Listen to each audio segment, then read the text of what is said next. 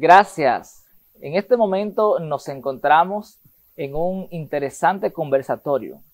San Francisco de Macorís está de aniversario y la empresa Telenor, como siempre, ha preparado una producción exquisita para el disfrute de todos los ciudadanos de esta ciudad de San Francisco de Macorís, de la región, del país y, por qué no, del mundo. Para hablar en este conversatorio nos acompaña el maestro Roberto Santos, con quien tendremos el honor de conversar sobre la historia y evolución de la ciudad de San Francisco de Macorís. Maestro, bienvenido. Gracias por tenernos en cuenta e intentar aportar algo a este esfuerzo de Telenor por desencuadernar las ideas históricas con toda la población. Se ha establecido que la verdadera ciencia es la ciencia de la historia, y hasta las empresas que desean relanzarse deben empezar el relanzamiento haciendo una historia de su realidad para poder trascender ese estadio, esa realidad. El maestro Roberto Santos es uno de los más profundos intelectuales de la ciudad de San Francisco de Macorís. Es además miembro de la Academia de Historia de la República Dominicana. Es la persona ideal para contarnos cómo ha sido la historia de San Francisco y cómo ha sido su evolución hasta la actualidad. Maestro, ¿cuáles fueron los grupos étnicos que habitaron esta zona donde hoy está ubicada San Francisco de Macorís y en qué época? Sí. Para identificar los grupos étnicos iniciales, necesariamente hay que apelar a los cronistas e historiadores de Indias que hicieron la descripción de todo este territorio, de toda América, y todas sus versiones están escritas y han sido publicadas por diversos autores de diversos continentes. Desde este punto de vista, se ha establecido, conforme a la visión de Fray Ramón Pane, cartas de Cristóbal Colón que otros han interpretado, citado, analizado, que los grupos étnicos que predominaban en este Cibao central eran en el cacicazgo de Magua, eran los taínos, pero acá, en lo que hoy es San Francisco de Macorís y la provincia Duarte, había una subdivisión del cacicazgo de Magua, los macoriges, que habitaban en Macorís, terminando en Equi, y eran parte de los ciguayos. Supónese que estos grupos étnicos provenían del norte de Sudamérica, habían llegado desde las Guyanas y tenían lengua propia, tenían su dialecto que era particular, sus costumbres, su tamaño pequeño, su valor fiero en los combates. Sus expresiones culturales eran diferentes a las que predominaban en otras partes de la isla. Eran parte de esa denominación que predominaba desde Samaná hasta Montecristi, gran parte de la cordillera septentrional, localizados aquí los macoriges. ¿Cuándo entonces, verdad, a propósito de la presencia de los macoriges aquí en esta localidad, cuándo podríamos decir que se funda la ciudad de San Francisco y a qué debe su nombre? Ya sabemos que cuando Cristóbal Colón, en su segundo viaje, luego de penetrar por la Vieja Isabela, pasar por La Vega, ir a la fundación de la ciudad de Santo Domingo, vuelve hacia Europa y deja como gobernante a su hermano Bartolomé. Bartolomé viene a esta zona persiguiendo a Guarionet, que se había fugado desde el centro de Maguad, lo que hoy es La Vega, y exterminan a Mayobanet y exterminan a los macoriges y ociguayos. Y esto prácticamente a partir del 1508 quedó doblegado y en gran medida despoblado. No es que los macoriges y ciguayos no existan, pero no existen como aborígenes propios como en otra parte de América. Están en nuestro tamaño, están en nuestro color, están como parte del ADN. Hay estudios que establecen la presencia de algunos grupos étnicos en un porcentaje tal, pero no se ha estudiado la presencia del ADN de los macoriges y ociguayos, pero se supone que el color de nuestra piel, el tamaño, es el producto de la unión de tres grupos étnicos que antes eran distantes y distintos: aborígenes, africanos y europeos, en donde se supone que lo europeo aportó fundamentalmente su mayor peso en la cultura. África en primer lugar en lo biológico, y en tercer lugar tenemos la presencia ciguaya, la presencia aborigen, no solo en la palabra jaya, no solo en la palabra guisa, yaguisa, cenoví y otras tantas, no solo en la lengua, sino en el ADN del alma nacional y en la cultura popular, en alimentos, entre otras cosas.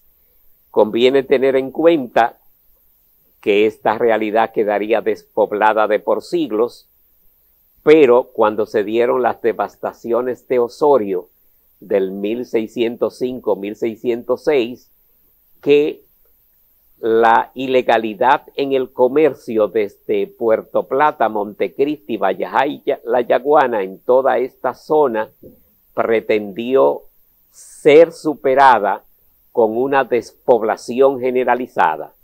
Y entonces a muchas personas que los gobernadores coloniales protegían, en lugar de que se fuesen a vivir a Villa Altagracia, Vallaguana o Monte Plata, le entregaron acá hatos, fincas ganaderas, para que quedasen aquí. Y por eso hubo aquí también caza de res cimarrona que se esparcieron en toda esta zona, y de todas partes de la isla llegaron a cazar res cimarrona, y así se percibe en la novela El Montero de Pedro Francisco Bonó. De monteros, de recogedores, de depredadores de la naturaleza, más tarde pasamos a ser ganaderos y agricultores, y se retomó el nombre de San Francisco, que había sido esgrimido por el primer cura europeo que estuvo en estas jurisdicciones, que fue Fray Juan Ticín de Borgoña, quien penetró junto con Fray Ramón Pane hasta La Vega, cuando vinieron con Colón en su segundo viaje, y esto, al penetrar acá en esta zona, lo bautizaron este espacio de Macorís con el nombre de San Francisco, en lugar a la orden de los franciscanos que pertenecía a Fray Juan Vicín de Borgoña.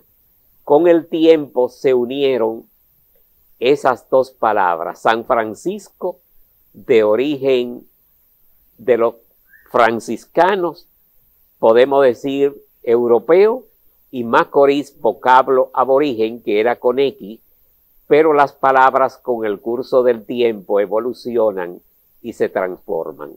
Por eso cuando se dio la elevación a categoría de ciudad de este rincón de Santa Ana, de San Francisco, era de Santa Ana porque existía una pequeña ermita llamada Santa Ana que el arzobispo que visitó estas jurisdicciones en 1740 describió lo que era la ermita Santa Ana en una visita pastoral, y esa realidad en 1778 fue llevada a categoría de villa, y fue con la motivación de España de promover el poblamiento de la parte española de la isla que estaba siendo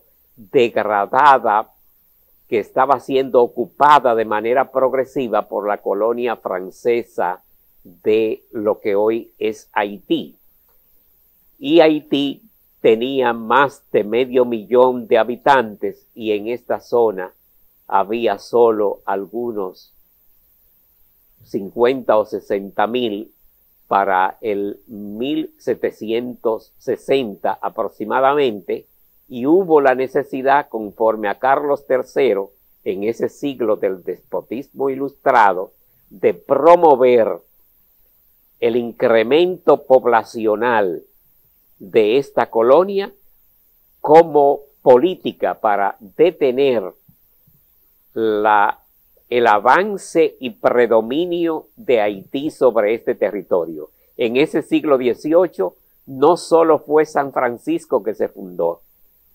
Al empezar el siglo XVIII, la colonia española solo tenía 11 llamadas villas y ciudades, y en el siglo XVIII llegaron a ciudades 24, al formarse 13 colonias más, sobre todo con canarios que traían desde las Canarias los españoles para promover el incremento poblacional y reforzar los principales centros urbanos. Aquí no trajeron canarios, pero en Moca sí, que se fundó también en esa época. Sí, también en Sabana de la Mar. Sí, también en San Carlos, que se reforzó, pero también la política era tal que hasta para los esclavos que se alzaban de Haití y que fueron apresados en el Bauruco y conforme a un acuerdo de extradición debieron de volver para Haití, en 1700 tanto, con esos esclavos fundaron una población que fue los Minas, con esclavos apresados en el Bauruco, que hoy es parte de la ciudad de Santo Domingo. Era una política general, y a veces los hechos particulares en historia local, para ver la causa, porque en historia hay que tener en cuenta la causa que generan los hechos, las consecuencias y también el impacto más allá de su realidad.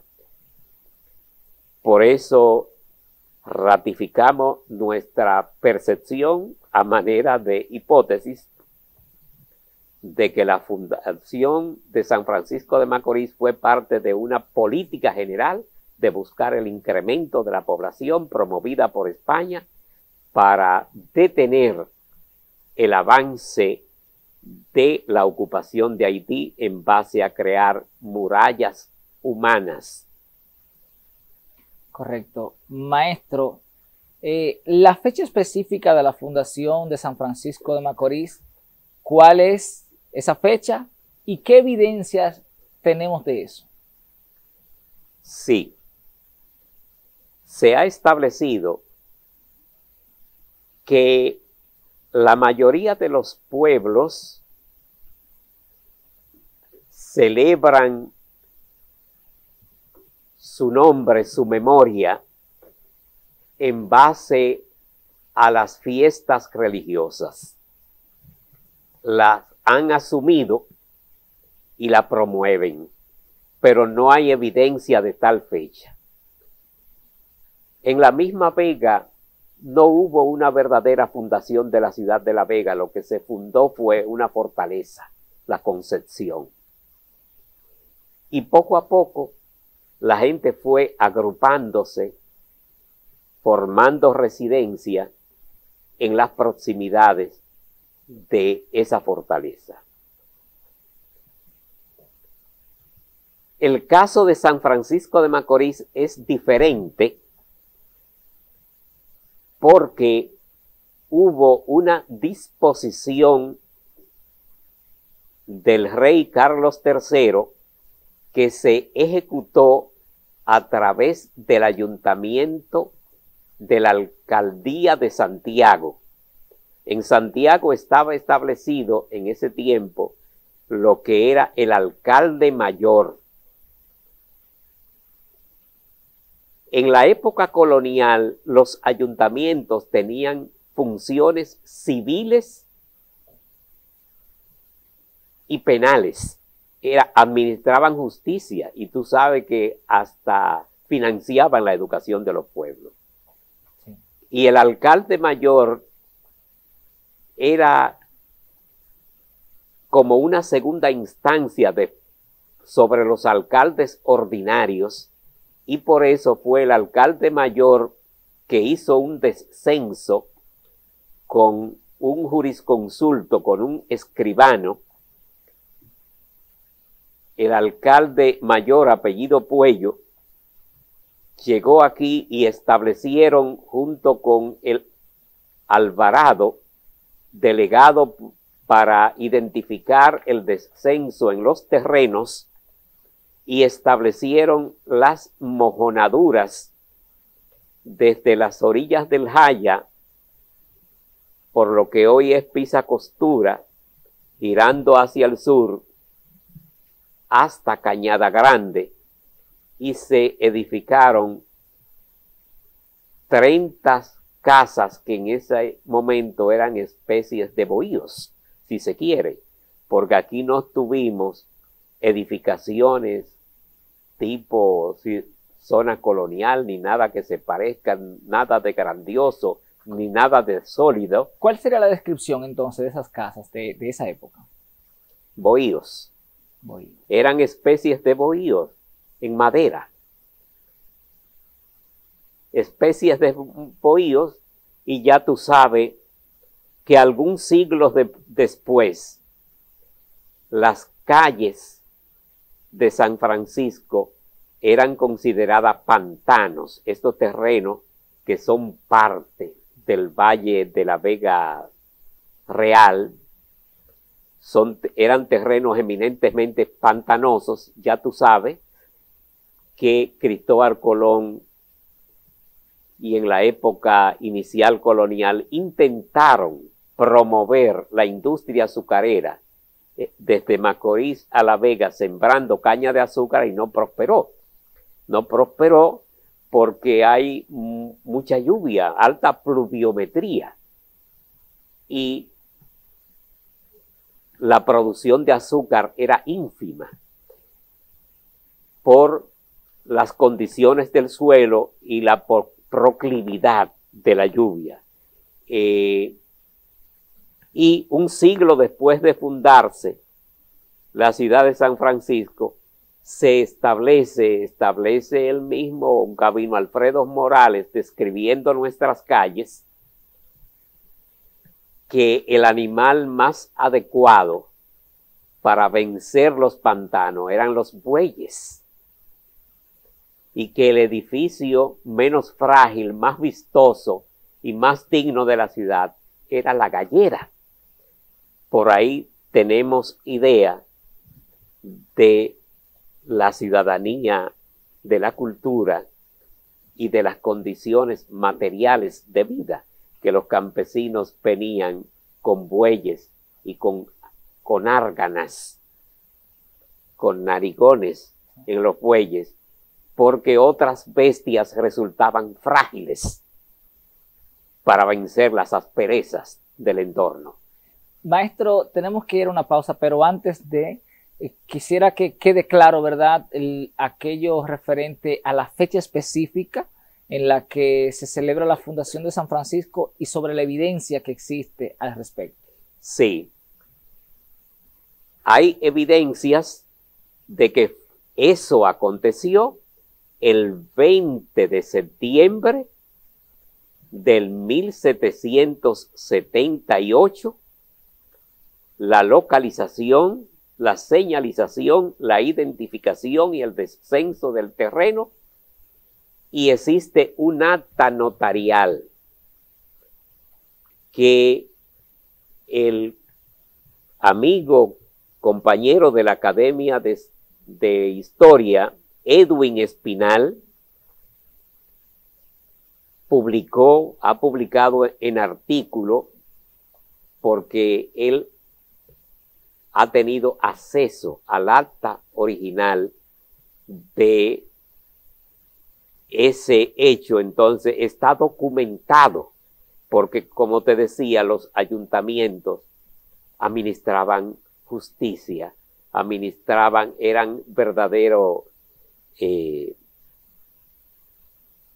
sintetizaban el poder del Estado y se ejercía desde ese punto de vista, y el Ayuntamiento de Santiago hizo un descenso aquí. A propósito de esa acta notarial que usted hace referencia, ¿no deberíamos nosotros como pueblo tener una réplica de ella y que la gente la pudiera observar, qué sé yo, en el ayuntamiento o en algún museo que se pudiera crear aquí en nuestro municipio? Sí. Sería la joya, una joya de valor incalculable, que pudiésemos aspirar a un museo donde pudiésemos contar con la memoria del pasado, y eso es parte fundamental de nuestra memoria testimonial. Es una memoria testimonial escrita de la que nadie pone en duda hoy. Correcto. Maestro, permítanos interrumpir este conversatorio e ir a una breve pausa para luego continuar hablando sobre la importancia que tiene esta localidad en lo que fueron las conversiones al cristianismo. De eso vamos a hablar en lo adelante. Usted no cambie de canal, manténgase con nosotros, que en breve retornamos.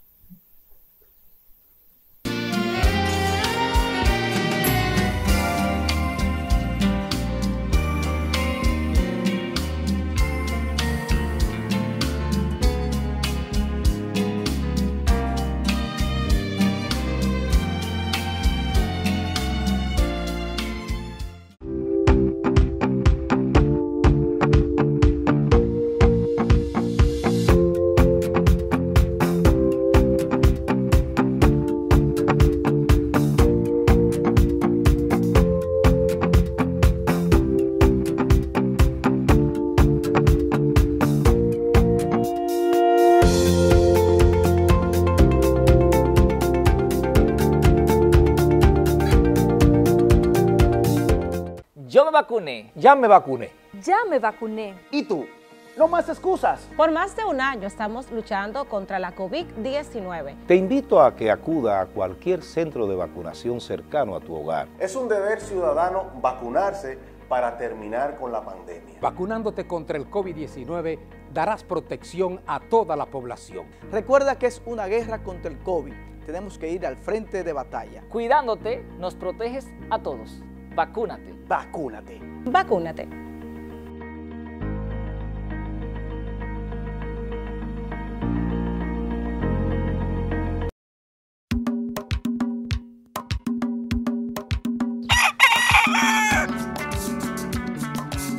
Cada día trabajamos cultivando el bienestar de nuestra gente.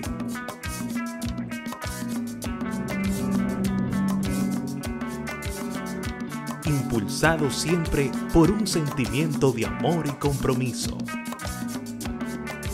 Así somos, gente de trabajo, comprometidos siempre con lo tuyo y lo de todos. Somos Telenor.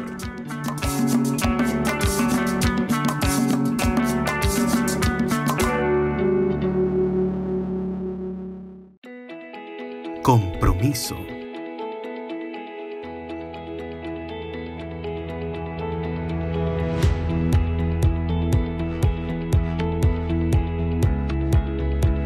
Dedicación.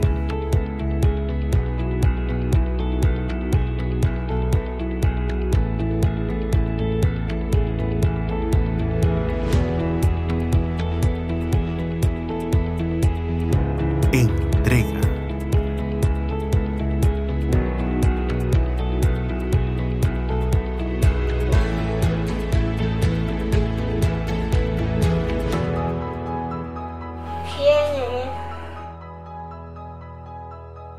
Esas manos son inconfundibles. Así somos, gente con manos de amor, que trabaja por lo tuyo y lo de todos.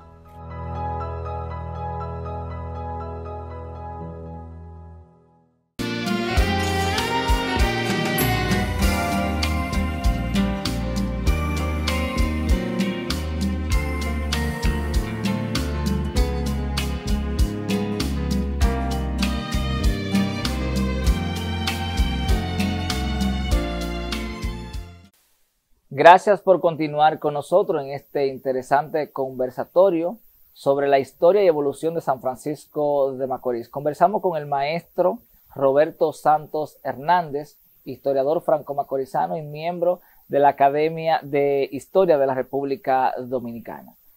Maestro, San Francisco de Macorís se ha considerado una localidad cristiana.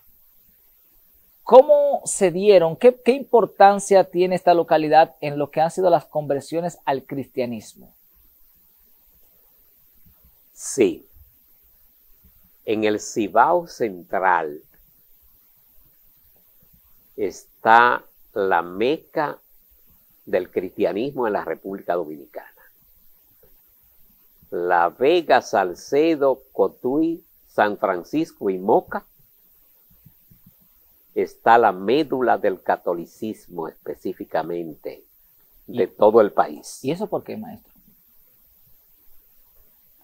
Eso tiene que ver con que uno de los primeros obispados se fundó en La Vega y el conservadurismo de toda la época colonial, estas ideas se han conservado así. Hemos sido tradicionales, no hemos recibido tanto flujo como otras de inmigrantes con otras culturas y otras religiones.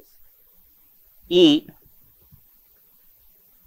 San Francisco de Macorís aún está infravalorado con su espacio en el cristianismo. Humildemente tenemos la percepción de que San Francisco de Macorís es el santuario del cristianismo en toda América, de toda América. Porque las primeras conversiones al cristianismo que acontecieron con los frailes que vinieron en el segundo viaje a Colón, y específicamente con Fray Juan Ticín de Borgoña, acontecieron en este cacicato de Macorís. Aquí se dio la primera conversión de Juan Mateo y el primer mártir que era Macorige, de los Macorís, el primer mártir del cristianismo en América, porque los hermanos Macoriges y Osiguayo lo mataron porque violó la normativa, la cultura de su etnia. Desde este punto de vista, tú sabes que en la historia evolutiva de la geografía, las primeras ciudades que se fundaron, entre las primeras ciudades estaba La Vega, que abarcaba desde La Vega, desde la cordillera, hasta Samaná, incluyendo todo este territorio y lo que hoy es Nagua. Pero luego esa geografía fue fragmentada.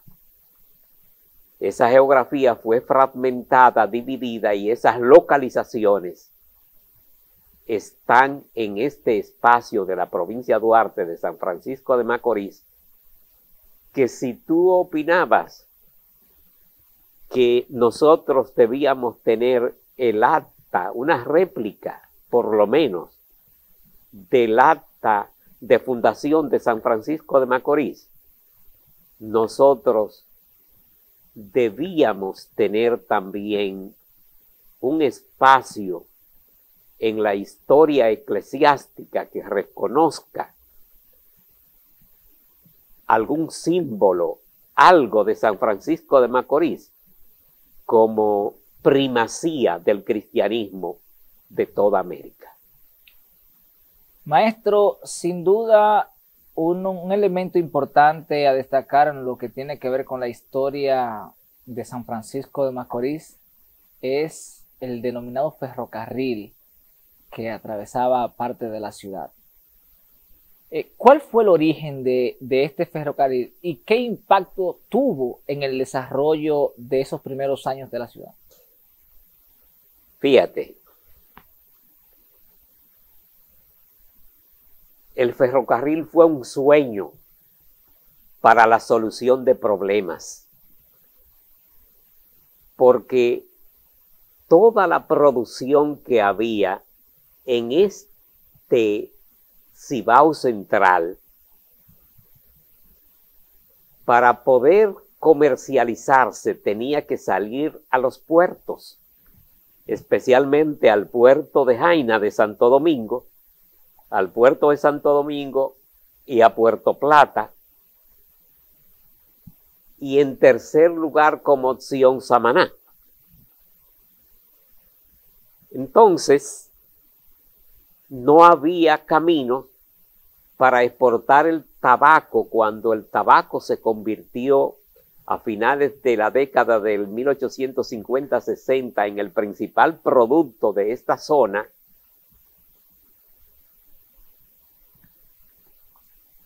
Cuando se convierte en el principal producto, no había medio de transportarlo hacia los puertos, se encarecía de manera considerable, pero de allá para acá, para traer mercancía, el incremento era del 24% por el traslado en bestias. Solo en 10 años se murieron rumbo al transporte en bestia 1.500 bestias del 1870 al 1880. Ante esa problemática hubo la salida, la búsqueda de el gobierno colonial otorgar, no era colonial ya, el gobierno republicano, otorgar concesiones para sanear el río Yuna y Camus, para que fuesen navegables para pequeñas embarcaciones, y esas concesiones la estuvo Silvestre Aybar y Gregorio Rivas. Hubo grandes conflictos con el traslado a través del Yuna, porque solo pudo habilitarse hasta Villarriba el dragado de del Yuna, y los comerciantes mantenían grandes confrontaciones porque eso era un monopolio. Era un monopolio. Se quejaban los comerciantes de que traer algunas mercancías de Europa nórdica a Samaná era más barato que trasladarla de Samaná a Villarriba. Y eso también pasaba después con el tren, que los dueños, con el ferrocarril, que los dueños usaron y abusaron de su propiedad como monopolio y abusaron con los precios de los comerciantes hasta que mataron la gallina de oro. Entonces, el transporte por vía de saneamiento no resultó, y en la época de Báez, en el 1870, cuando se discutía la hipoteca de la bahía de Samaná a los Estados Unidos de América entre Báez por República Dominicana y el presidente Ulises Grant de Estados Unidos, en ese preciso momento se le entregó una concesión para un ferrocarril a una compañía norteamericana. Se le entrega esa concesión y se jugó dos barajas al mismo tiempo. O se hipoteca la bahía de Samaná, pero también, si no se logra esto, vamos a lograr la creación de la compañía Samaná Bay Company, mediante la cual los norteamericanos podían operar barcos de guerra en la bahía, podían fundar ferrocarriles, nombrar en esos ferrocarriles policías, militares, abogados y jueces. Así de sencillo. Podían hacer de y todo. Los dueños disponían de una milla cuadrada al lado de cada ferrocarril, a ambos lados del ferrocarril, y esto se convirtió en un gran sueño. Y esa realidad de esa concepción que se aplicó cuando fracasó el convenio del gobierno de Báez con el de Estados Unidos,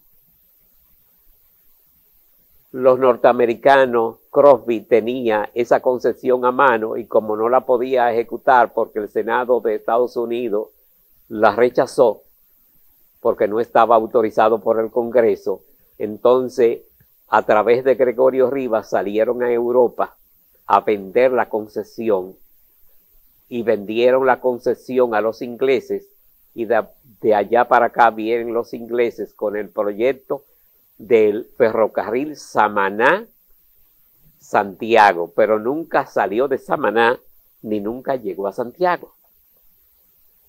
Salió de Sánchez, porque un sujeto que era pirata en Sánchez le ofreció toda la facilidad de un tipo que tenía tesoros de su época de pirata, le ofreció todas las facilidades para que el ferrocarril partiera de Sánchez y no de Samaná. Eso siempre se manejó como un enigma, como algo cerrado. Se desconocía todas las condiciones del contrato, aunque ese no fue el primer ferrocarril que hubo. Antes hubo una locomotora privada en Montecristi, que fue un espectáculo en 1876.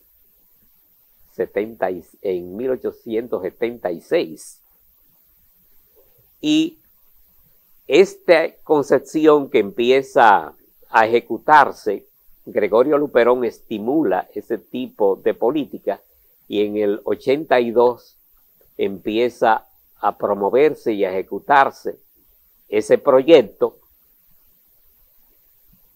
Empezó con un promedio al empezar de 300 empleados y llegó a tener 1.500, muchos de los cuales venían desde las Canarias. El proyecto tuvo secretos que nadie conoce. Nadie conocía las cuentas particulares de los inversionistas. Se desconoce por qué nunca llegó a Santiago, por qué para plantear luego que llegara a San Francisco hubo que hacer otra concepción adicional, pudiéndola haber hecho pasando la línea un poco más al norte. Así hubiese pasado por San Francisco de Macorís y seguir a La Vega, pero las contradicciones de las principalías de los comerciantes de La Vega en ese entonces vieron como marginal y excluyente a los de San Francisco y originalmente limitaron la que pasara por San Francisco. Tuvo que venir luego el gobierno de Lilith para, en un proceso poco transparente a través de Gregorio Rivas y un constructor europeo, inglés, escocés, promover una concepción para la terminal La Gina San Francisco. Esta concesión que se le otorgó a Manuel María Castillo Medrano en 1892 se construyó en 3 años y se inauguró el 16 de agosto del 1895 y un año después, el gobierno de Lilith elevó a categoría de distrito pacificador a lo que era San Francisco de Macorís, ya integrando a Villarriba, a Nagua, hasta Cabrera, y lo que hoy es Tenares, como parte de ese distrito pacificador. El concepto de distrito es un concepto más o menos homólogo al de provincia, pero que en el lenguaje de la época estaba vigente ese concepto que se había manejado desde la ocupación haitiana aquí, el concepto de distrito. El concepto de provincia se estableció en la reforma constitucional que promovió Ramón Cáceres en 1907. Entonces, lo que era distrito pacificador porque Lilí era el pacificador de la patria, y nosotros, para halagar a Lilí, nosotros no, los ciudadanos notables de esa época, le ofrecieron el adjetivo de Lilí, el pacificador, que llevase el nombre de la provincia. Permítame interrumpirle en este espacio. En ese momento, ¿continúa la ciudad llamándose San Francisco o perdió su nombre? No. Fue la demarcación territorial equivalente a provincia que se llamó pacificador. San Francisco siguió coherente con el nombre de San Francisco de Macorís. Hay un momento en el que San Francisco llegó a ser común de La Vega. ¿En qué momento se da este pase de San Francisco a formar parte de La Vega? Desde que se funda, formó parte de La Vega.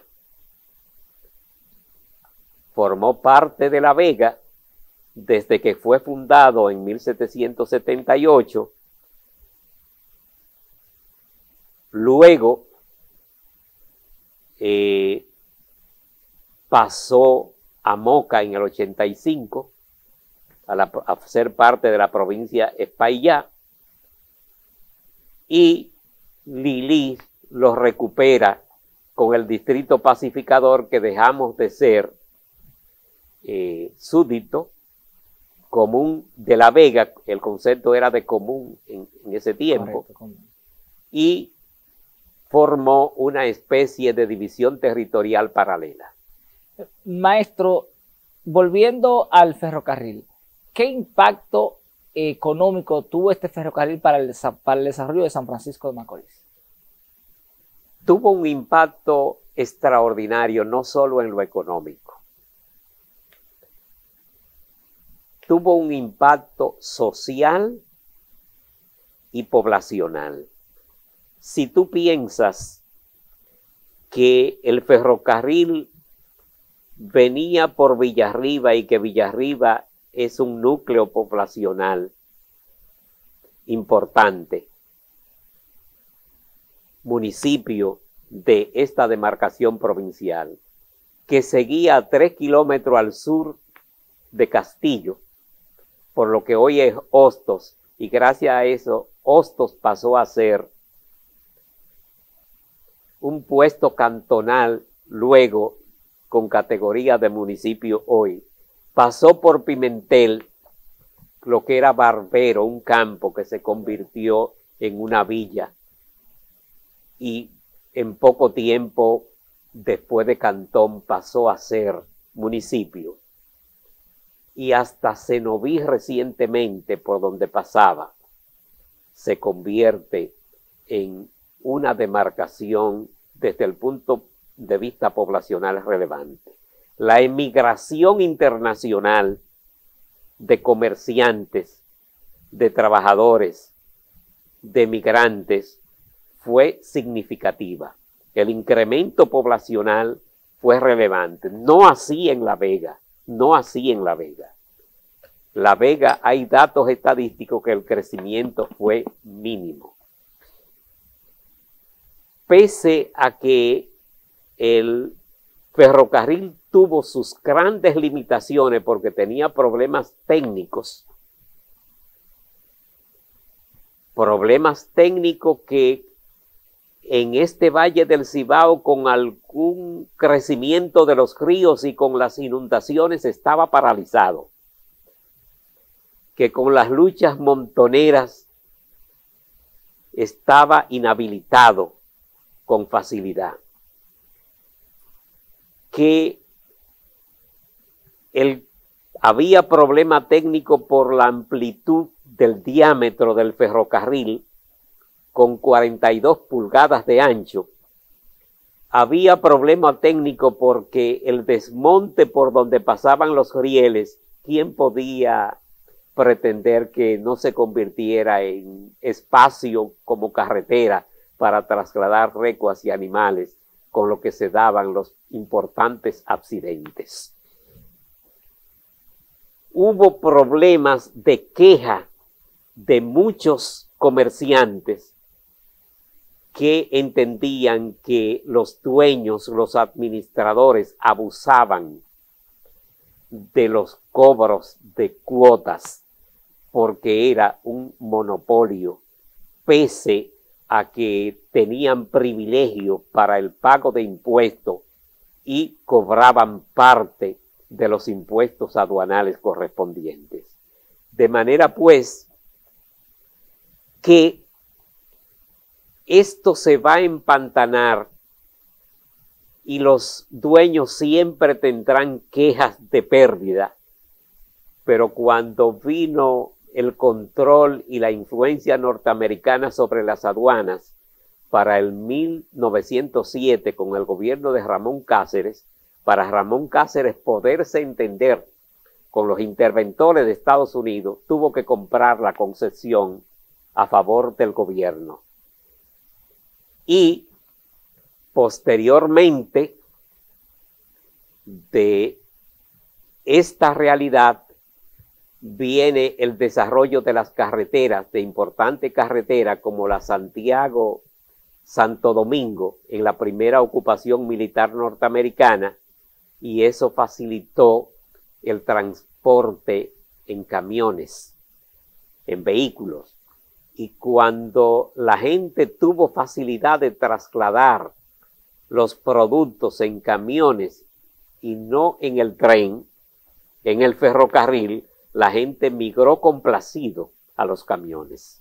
Maestro, ese ferrocarril ya no existe. ¿Queda en San Francisco algún vestigio, algún lugar que pudiera rememorar eso? ¿Qué pasó con esos vagones? ¿Qué pasó con los hangares, ¿verdad? Donde hacía parada? ¿Qué pasó con los rieles? ¿Dónde está eso?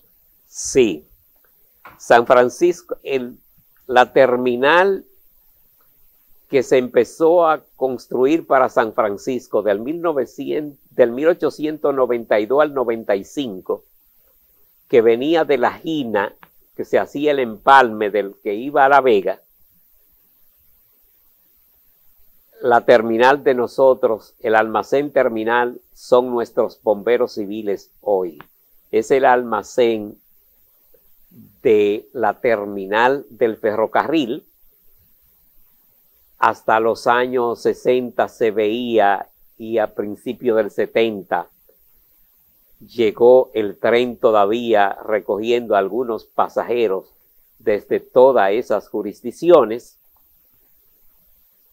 Los últimos vagones del ferrocarril que aún viajaban se incendiaron en las proximidades de Pimentel para el 1976, en los 12 años de Balaguer, y en el gobierno de Jorge Blanco, 1985-86, muchas autoridades, gente con mucho espacio político, vendió muchas toneladas y patanas de rieles a Metaldón para la construcción de acero para construcción, y otras partes de los rieles todavía los vemos en los llamados secaderos o carros, en campos y zonas suburbanas de San Francisco de Macorís para el deslizamiento de los llamados carros de secar cacao. Todavía se conservan. Maestro, escúcheme que lo en ausencia de nuestros museos. Sí, porque como yo soy de campo, ¿verdad? Sí reconozco que los carros de secar cacao o secaderos estaban conformados por un riel. Significa que esos rieles, ¿verdad? Que no todos son de esos, pero sí que en esa época se popularizaron. En el 85-86 se popularizaron. Se popularizó el desplazamiento de rieles hacia todos nuestros campos en la región. Maestro, ya en la parte final de este conversatorio, los caracteres de San Francisco, ¿cuáles son las características principales que pudiéramos decir de la ciudad, del franco macorizano, y cuáles serán los desafíos de esta ciudad? San Francisco de Macorís se caracteriza en el curso del tiempo por dignidad patriótica. Desde los ciguayos hasta el levantamiento del 25 de junio del 1965, y por qué no hasta con la poblada del 24 de abril del 1984, que tuvimos 6 muertos, 6 jóvenes muertos en esa poblada. Dignidad patriótica, alto sentido de justicia, laboriosidad. Las personas de este pueblo generalmente somos solidarios.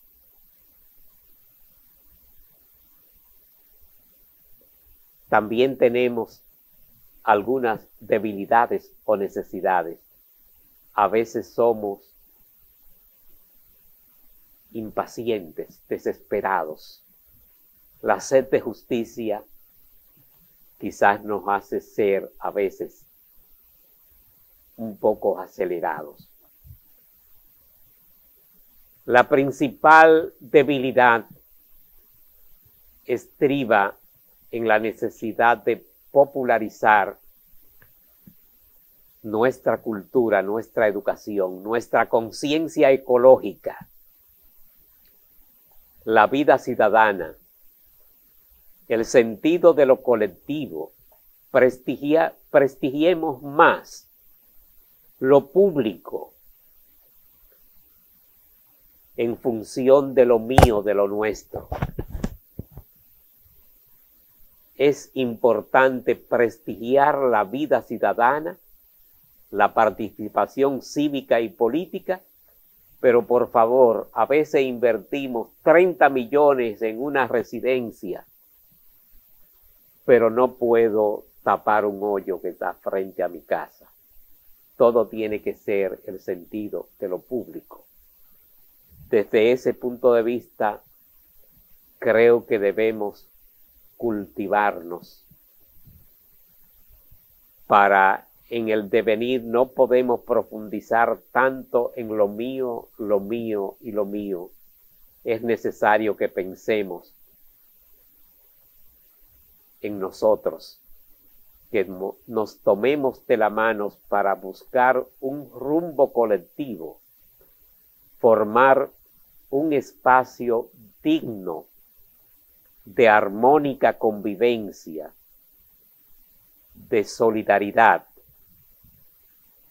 para construir el espacio en que deben vivir nuestros hijos y descendientes. Y como sostuvo un suramericano que no me canso de repetir su cita, algo debemos hacer, algo debemos seguir haciendo en búsqueda de esa realidad. Hagámoslo juntos, unamos estas soledades, juntemos esta angustia que nos devora y hagamos una rendija para mirar al futuro, porque lo que percibimos en el momento parece penumbra, y en medio de esta penumbra debemos enhebrarnos, tomarnos de las manos para dar a luz un estadio de más vitalidad, de más hermandad y de más pensamiento en el devenir y de vida colectiva. Gracias al maestro Roberto Santos Hernández, con quien hemos tenido el honor de conversar sobre la historia y evolución de la ciudad de San Francisco de Macorís. Usted continúe disfrutando de la programación de Telenor en estos 243 aniversarios del municipio de San Francisco de Macorís.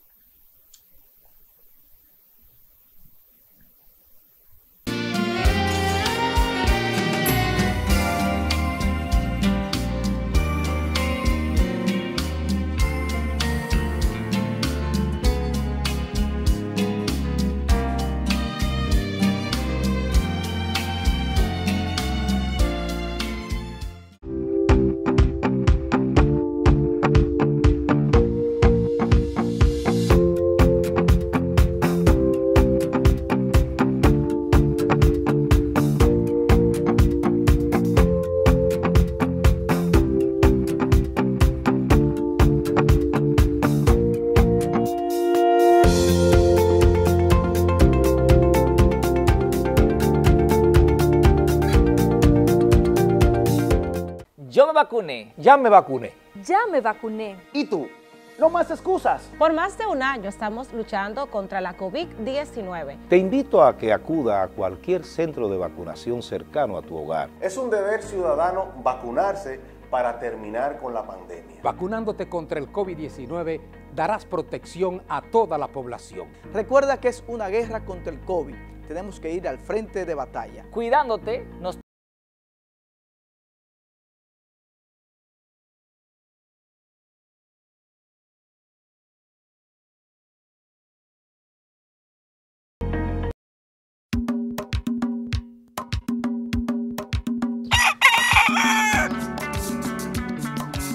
Cada día trabajamos cultivando el bienestar de nuestra gente.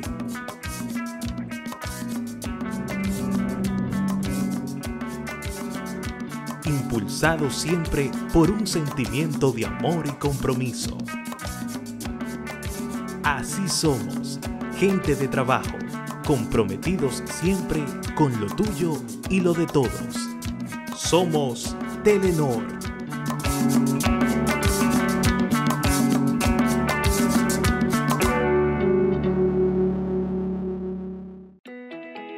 compromiso.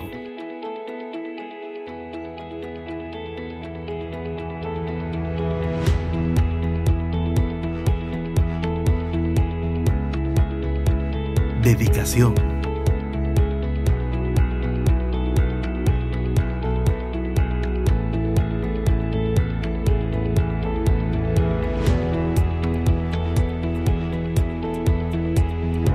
Entrega.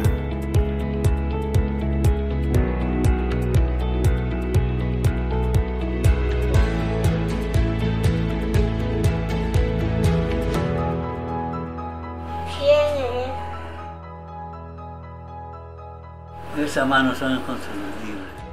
Así somos, gente con manos de amor, que trabaja por lo tuyo y lo de todos.